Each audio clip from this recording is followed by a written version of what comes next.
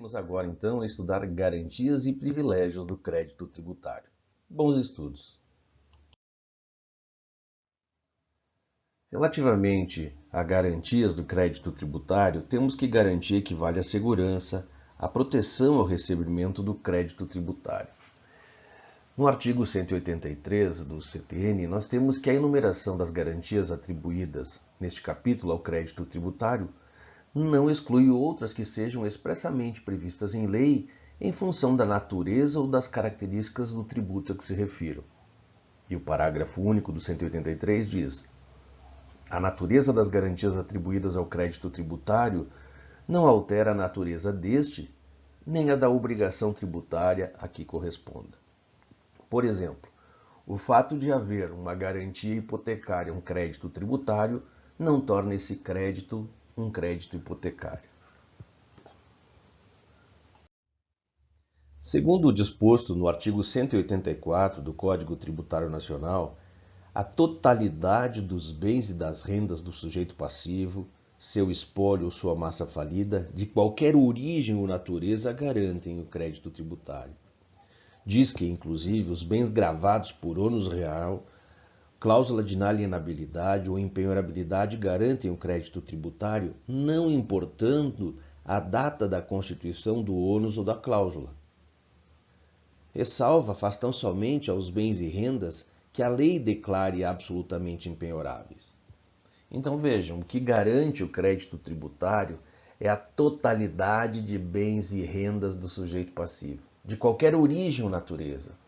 Seu espólio, sua massa falida, inclusive os bens gravados por ônus real, cláusula de inalienabilidade, empenhorabilidade, seja qual for a data da constituição do ônus ou da cláusula.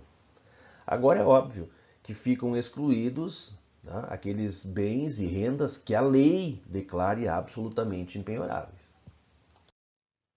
O artigo 185 do CTN trata da fraude e execução fiscal e diz que presume-se fraudulenta a alienação ou oneração de bens ou rendas, ou seu começo, por sujeito passivo em débito para com a Fazenda Pública, por crédito tributário regularmente inscrito como dívida ativa.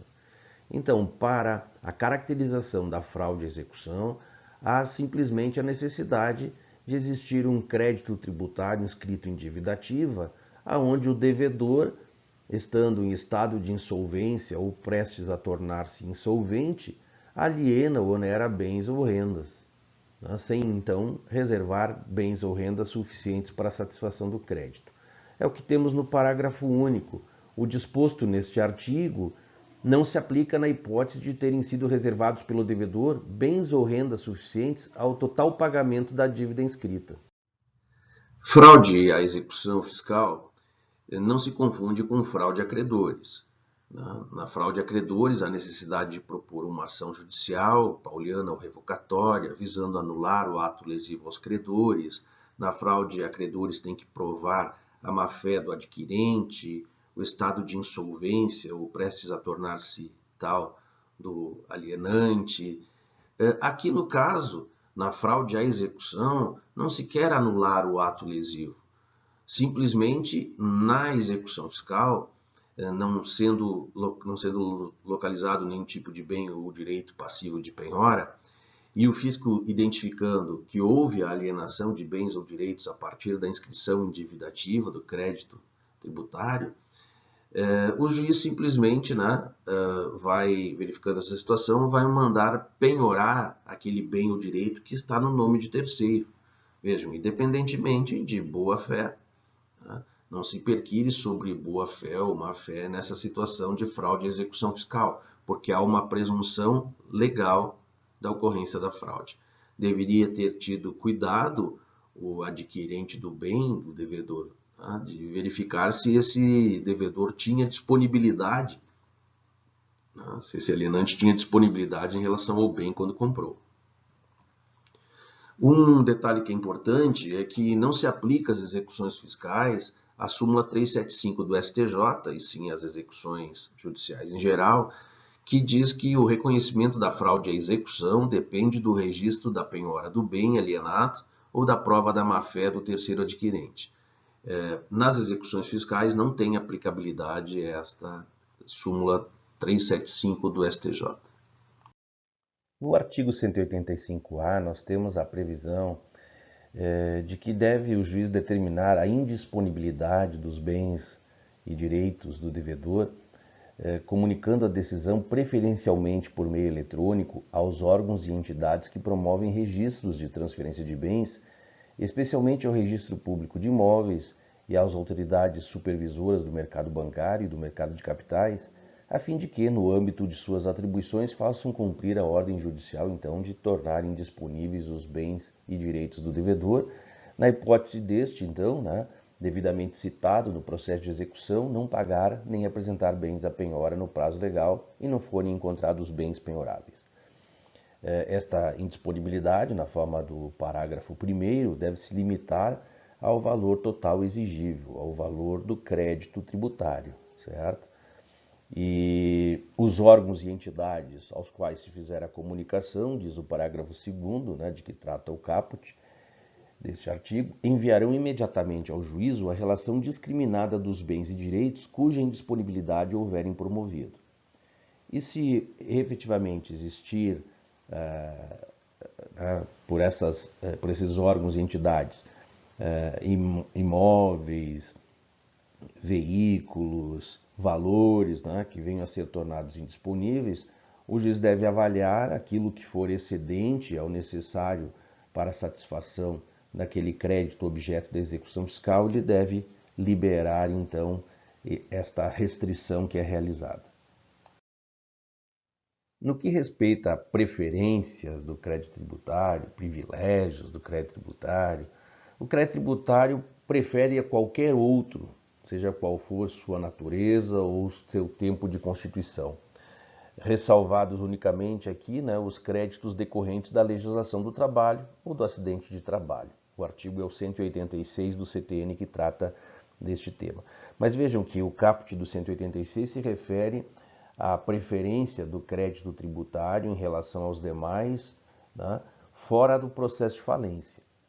Na falência, o parágrafo único diz que os créditos tributários não preferem aos créditos extraconcursais, que são aqueles pagos antes do quadro geral de credores, também as importâncias passíveis de restituição têm preferência em relação aos tributários, nos termos da lei falimentar.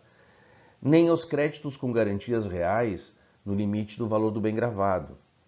Então, na verdade, nós temos no quadro geral de credores, primeiro recebem os créditos da legislação do trabalho, com a limitação de 150 salários mínimos e os acidentes de trabalho, sem limitação.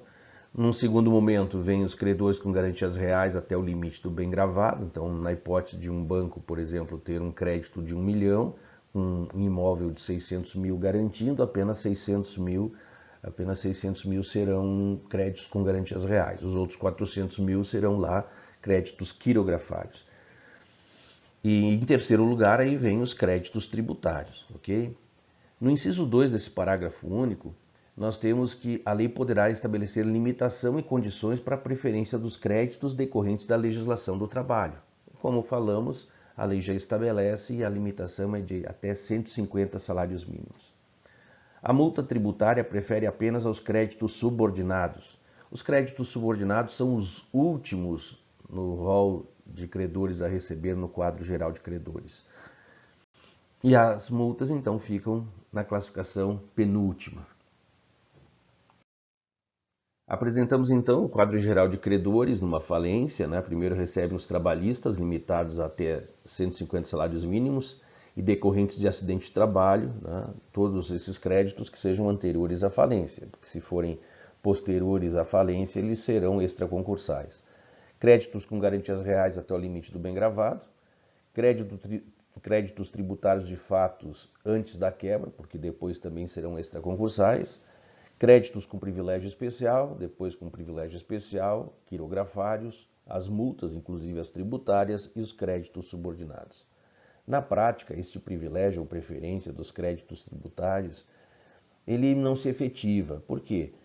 Na maioria das falências, nem os trabalhadores recebem a integralidade dos seus créditos. O artigo 187 do Código Tributário Nacional prevê que a cobrança judicial do crédito tributário não é sujeita ao concurso de credores ou habilitação em falência, recuperação judicial, concordata não existe mais, né? Inventário ou arrolamento.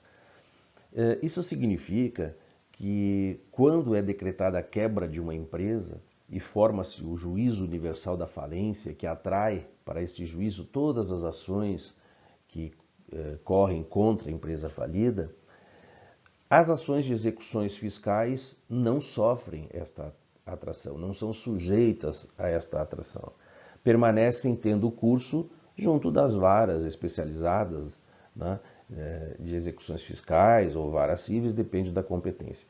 Mas o resultado obtido com esta ação de execução fiscal, aí sim será encaminhado lá para o juízo falimentar, onde o juiz então dará a destinação dos valores dentro das regras, né, de preferência no processo falimentar. O parágrafo único apenas prevê que o concurso de preferência somente se verifica entre pessoas jurídicas de direito público, na seguinte ordem: primeiro a União, e aqui, embora não contemple as autarquias de forma expressa, a jurisprudência reconhece que as autarquias federais estão tratadas no mesmo patamar. Em segundo, Estados-membros, Distrito Federal e territórios recebem conjuntamente e rateado proporcional aos seus créditos, vale a mesma interpretação em relação às autarquias, e os municípios conjuntamente pro rata, também englobando as autarquias municipais. Uma informação que é interessante: havendo necessidade de ser promovida uma execução fiscal contra a empresa falida, será realizada citando a empresa falida na pessoa do administrador, e a penhora será realizada nos autos do processo de falência. O artigo 188 diz que são extraconcursais os créditos tributários decorrentes de fatos geradores ocorridos no curso do processo de falência. Já havíamos feito referência a isso, né? Então, vejam, os créditos antes da decretação da quebra vão compor o quadro geral de credores na terceira posição. E os créditos a partir da quebra, né, aqueles imóveis que estão gerando IPTU, ITR, aqueles automóveis que estão gerando IPVA e outros créditos de natureza tributária que venham a ser gerados a partir da decretação da quebra, são pagos extraconcursais, preferencialmente, né, em relação ao quadro geral de credores. O parágrafo 1º apenas estabelece que, sendo contestado o crédito tributário, o juiz remete as partes ao processo competente, nas vias ordinárias, e manda reservar bens suficientes à extinção total do crédito e seus acrescidos, né? Se a massa não puder efetuar a garantia de instância por outra forma, ouvido quanto à natureza e valor dos bens reservados o representante da Fazenda Pública interessada. O parágrafo 2º não tem sentido, mas porque concordata é um instituto que inexiste, né? O artigo 189 prevê que serão pagos preferencialmente a quaisquer créditos habilitados em inventário ou arrolamento ou a outros encargos do monte os créditos tributários vencidos ou vincendos a cargo do decujus ou de seu espólio exigíveis no decurso do processo de inventário ou arrolamento. Então vejam, também gerando o espólio tributos, né, a partir então da sua existência, esses créditos são pagos preferencialmente a quaisquer outros. Havendo a contestação em relação a algum desses créditos, também o juiz remete as partes às vias ordinárias. O artigo 190 também diz que são pagos preferencialmente a quaisquer outros créditos tributários, vencidos ou vincendos, a cargo de pessoas jurídicas de direito privado em liquidação judicial ou voluntária, exigíveis no decurso da liquidação. O artigo 191 do Código Tributário Nacional prevê que a extinção das obrigações do falido requer prova da quitação de todos os tributos. E o 191A, para a concessão de recuperação judicial, depende da apresentação da prova de quitação de todos os tributos, observado o disposto nos artigos 151, 205 e 206 desta lei. Vejam que para a concessão de recuperação judicial, por esse dispositivo, há a necessidade, então, de apresentar-se uma certidão negativa de débitos ou uma certidão positiva com efeito de negativas. A certidão positiva, lembrando, é aquela que contém débitos a vencer, que contém débitos com a exigibilidade suspensa, na forma do artigo 151, aquela que, de repente, indica um determinado débito que está, inclusive, em fase de execução, já com penhora suficiente para satisfação daquele crédito. Então, uma certidão negativa ou positiva com efeito de negativa deve ser apresentada para concessão de recuperação judicial.